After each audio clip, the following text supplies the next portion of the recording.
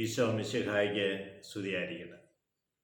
ഈശോ മിശിഹായിൽ സ്നേഹിക്കപ്പെടുന്ന മാതാപിതാക്കളെ, സഹോദരങ്ങളെ, ദൈവത്തിൻ്റെ അനന്തമായ സ്നേഹവും കൃപയും സൗഖ്യവും നമ്മുടെ ജീവിതത്തിൽ വന്ന് നിറയട്ടെ എന്ന് പ്രാർത്ഥിക്കുന്നു.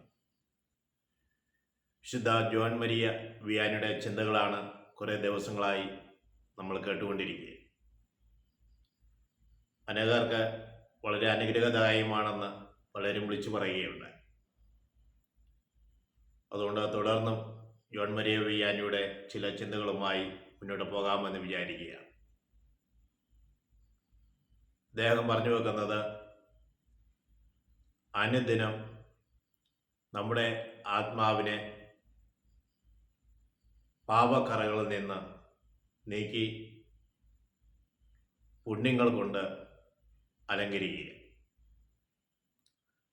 ഓരോ ദിവസവും നമ്മുടെ ആത്മാവിൻ്റെ പാപക്കറകളെ നീക്കിക്കൊണ്ട് പുണ്യങ്ങൾ കൊണ്ട് അവയെ അലങ്കരിക്കുവാൻ നമുക്ക് പരിശ്രമിക്കാം.